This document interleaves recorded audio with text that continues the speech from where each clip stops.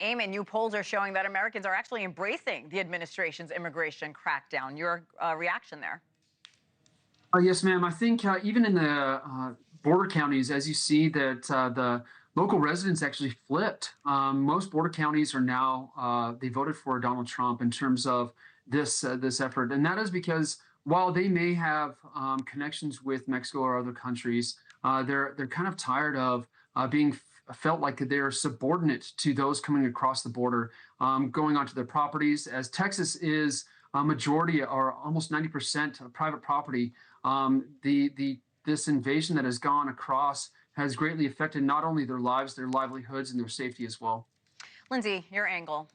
I think that there's an overwhelming support for immigration reform in this country, hands down. Agreed. Both sides of the aisle. Right, both sides of the aisle. But where I think you're seeing the deep divide in the latest Ipsos poll is showing that Democrats and independents don't like some of the strategies that Trump and his team are implementing, like Guantanamo Bay, or like splitting families up, like going into schools and churches to pull kids out and families out of there. And so I think that everyone's agreement that we need to figure something out, but not agreed about the strategy. And that's where we're having a lot of the disconnect. I think you're completely right. Eamon, Texas Governor Greg Abbott pushing for $11 billion in reimbursements to secure the Texas border.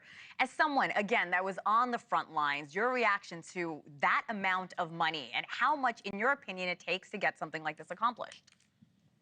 Great question. You know, that's what's interesting is if you look back at Texas history, we've been asking the federal government to repay us back since Texas became a state. Whether that was during the Pancho Villa raids in the 1900s up until now, Texas has been having to deal with this situation, whether that's cross insurgencies, the Mexican cartels, and invasion.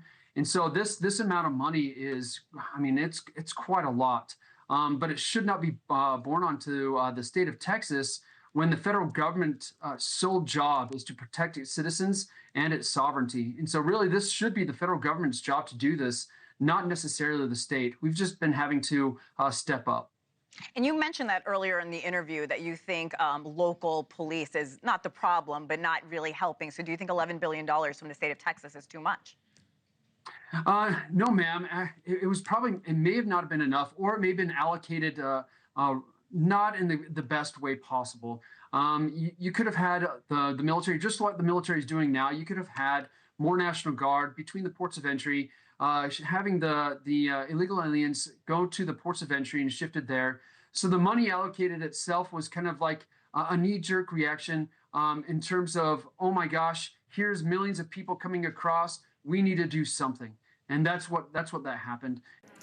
Thanks for watching. Go to joinnn.com to find NewsNation on your television provider. And don't forget to click the red subscribe button below to get more of NewsNation's fact-driven, unbiased coverage.